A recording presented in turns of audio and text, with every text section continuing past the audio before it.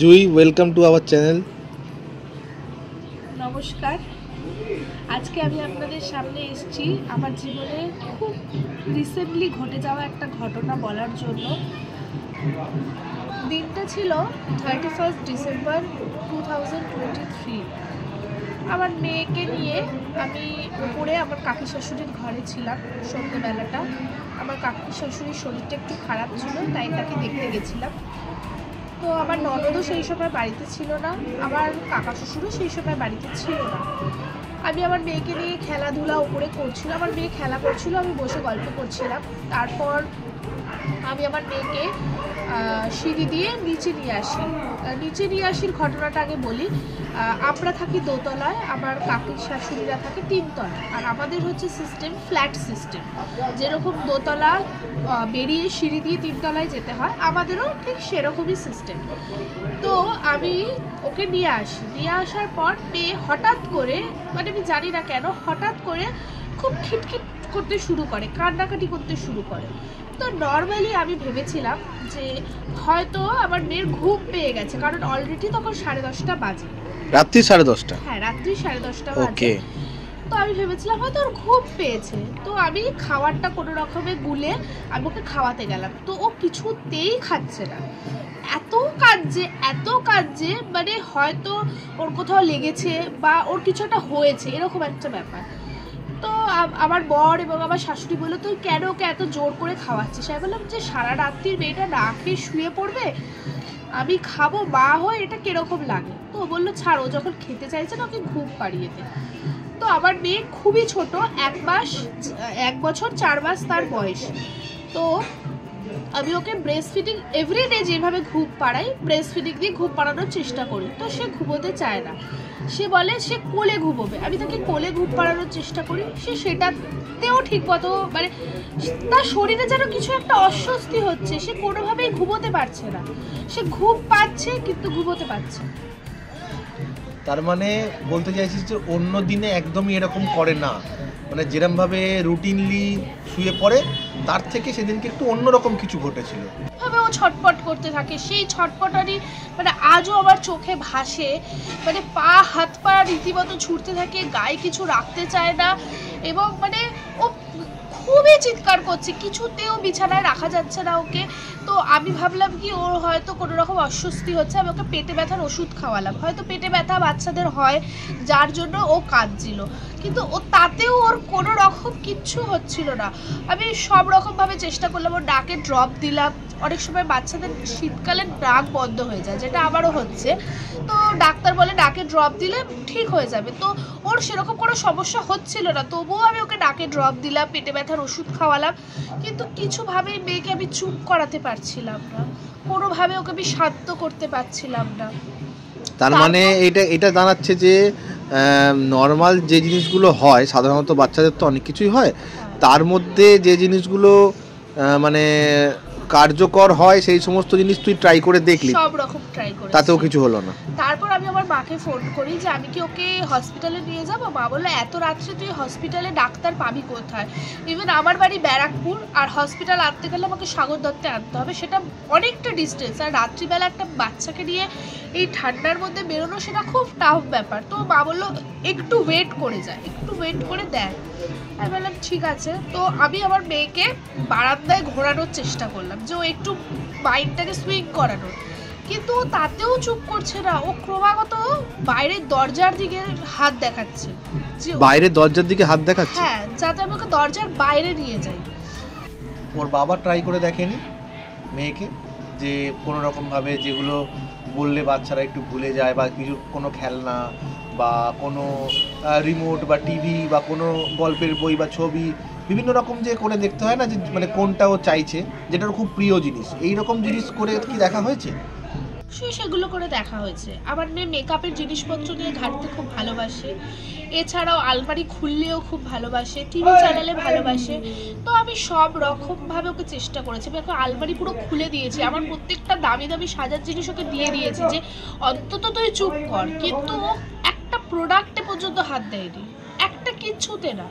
ও খেলার জিনিস দিয়েও খেলে না। ওর হচ্ছে মেকআপের ফেস পাউডার হ্যানা ত্যানা এইসব হাবিজাবি দিয়ে খেলা, কিন্তু একটা প্রোডাক্টের জিনিসও হাত দেয়নি, শুধু চিৎকার করছে আর বাইরের দরজার দিকে দেখাচ্ছে। তারপর আমরা ওকে বাইরের দরজাটা খুলি, খোলার পর বলি কোথায় যাবি? ও তো মুখে কথা বলতে পারে না, ও ক্রমাগত আমাকে ইশারা দিয়ে দেখাচ্ছে নিচে যাবে, নিচে, মানে ওপরে আমার কাকি শাশুড়ির ঘর, ও যাবে নিচে। ও কোনো সময় নিচে দেখায় না, ও সবসময় ওপরেই দেখায়, ও যাবে নিচে। আমরা ওকে নিচেও নিয়ে যাই। নিয়ে যাওয়াতে সবচেয়ে অদ্ভুত এই জায়গাটাই আমার মানে জানি না মা হয়ে লেগেছিল।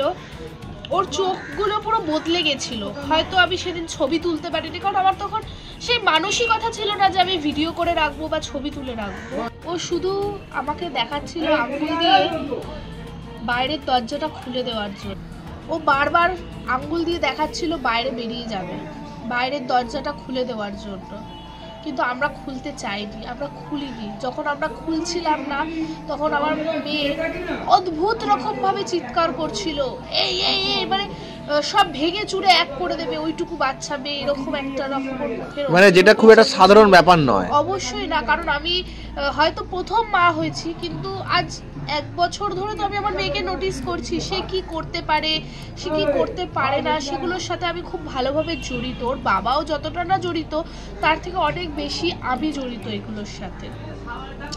তা যখন এরকম হলো, তোরা যখন বুঝতে পারলি কিছু একটা অন্যরকম ঘটছে, কারণ ওর নিচের দিকে আঙুল দেখাচ্ছে বা হয়তো ও যেটা করে না সেটা করতে চাইছে, তারপরে তোরা কি কি জিনিস করেছিলিস? মানে অনেক রকম, যেমন বললি না লঙ্কা পোড়া দিয়েছিলিস, তাছাড়া কি অন্য কিছু করে দেখেছিস তোরা? অবশ্যই কিছু হয়, অবশ্যই, সেটাই জানতে গেছি। কি সবাই নিচে নেমে এসেছিলাম, এসে ওকে ঠাকুরের চানের যে জল থাকে সেটা ওর মাথায় দিয়েছি, আমাদের মসজিদের জল ছিল সেটা ওর মাথায় দিয়েছি। এছাড়াও আমার কাকি শাশুড়ি বলেছিল ছাউনি ধোয়া জল নাকি খাওয়ালে বাচ্চাদের এই হাওয়া বাতাস কেটে যায়, তো সেটাও আমরা করেছিলাম, কিন্তু আলটিমেটলি কোনো লাভ হয়নি। যখন আমরা 3 তলায় উঠছি ও চুপ ছিল, কিন্তু যখনই ঘরে ঢোকাতে যাচ্ছি ও আবার চিৎকার করছে, ও আবার দেখাচ্ছে ছাদে চলে যাবে। যখন 3 তলায় নিয়ে গেছি তখন ও ছাদে যেতে চাইছে। তার মানে এই ব্যাপারটা ক্লিয়ার যে ও একটা খোলা জায়গায় থাকতে চাইছে, ঘরের মধ্যে বন্ধ থাকতে চাইছে না। না, কোনোভাবেই নয়। ইন্টারেস্টিং পয়েন্ট এটা। তারপর এত কিছু করেও যখন ওকে শান্ত করা গেল না, আমি আমার মায়ের থেকে পরামর্শ নিলাম, মা আমি কি করব? মা বলছে দেখ হাওয়া বাতাস তো লাগতেই পারে, কিন্তু আমার একটা গভীর প্রশ্ন এটা আমার মনে এখনো, যে আমি তো ঘরের মধ্যেই ছিলাম, কি করে এই জিনিসটা ঘটে গেল আমার মেয়ের সাথে? তাহলে কি পুজো আচ্ছা এগুলো দেওয়ার পরও মানে এই যে সিঁড়ি এইটাও কি আমাদের জন্য বিপজ্জনক? এইটুকু মানে জায়গাও কি মানে আমাদের জন্য অনেক বড় কিছু ঘটিয়ে দিতে পারে? তারপর আমার মা বললো তুই একবার তোর ভাইয়ের সাথে ওকে কথা বলা। আমার ভাইকে ও খুব ভালোবাসে, বাবা হতে আমার মেয়ের জীবন, কিন্তু এছাড়াও একটা কথা আছে বাবা ভাগ্নে যেখানে আপদবালায় নেই সেখানে। তো আমি কি করলাম, আমার ভাইকে একটা ভিডিও কল করি। আমার ভাই তো সেই মুহূর্তে ওখানে উপস্থিত ছিল না, তো আমার ভাইকে দেখে হঠাৎ করে আমি জানি না চুপ করে গেল। যে মানে এই জিনিসগুলো যেগুলো ঘটলো এটা প্রায় কতক্ষণ চলেছিল? মানে ধর তোর কথা অনুসারে বুঝতে পারছি 1/2 ঘন্টা কি 1 ঘন্টার বেশি? 1-1.5 ঘন্টার ওপর। আমরা সেদিন শুয়েছি প্রায় রাত 2-2:30। তার মানে এতক্ষণ চলার পরে হঠাৎ করে মামার সাথে কথা বলেই চুপ করে গেল? হ্যাঁ, চুপ করে গেল। আমার কাঁধের কাছে এসে আমার কানের কাছে শুধু বলল একবারই বলেছে মামা, একবারই বলেছে। তারপরও মামা বলেছে একবারই, মানে মামাকে ডেকেছে? হ্যাঁ, একবারই বলে আমার কোলের মধ্যে খুব নেতিয়ে শুয়ে পড়ে, ঘুমিয়ে পড়ে। তারপর ওকে আস্তে আস্তে নিয়ে এসে আমি নিচে শোয়াই আমাদের ঘরে বেডরুমে, এবং সারা রাত্রির ওকে আমি ধরেছিলাম নিজের বুকের মধ্যে আগলে। হনুমান চল্লিশা আমি চালিয়ে রেখেছিলাম সারা রাত্রির ঘরে। এটাই আমার জীবনের মানে জানি না এটাকে আমি কি বলে প্রকাশ করব। আমি এইসব ব্যাপারে খুব একটা এক্সপিরিয়েন্স নই, কিন্তু যতটা আমি জানি যে বাচ্চাদের সাথে কিন্তু ভগবান থাকেন বলে, তাহলে তো এরকম হওয়ার খুব একটা কথা নয় যতটা আমি মনে করি। কিছু কিছু জায়গা আজও মনে প্রশ্ন রেখে গেছে যে এগুলো কেন হলো, কি জন্য হলো, কি থেকে হলো, এগুলোর উত্তর কিন্তু আমি আজও পাইনি। সব জিনিসের উত্তর পাওয়া যায় না, আশা করি আমাদের বন্ধুরা উত্তর নিশ্চয়ই পাবে, বা হয়তো অভিজ্ঞ কোনো ব্যক্তি আমাদের উত্তর দেবে, কিন্তু আমাদের মনে তো প্রশ্ন থেকেই যায়।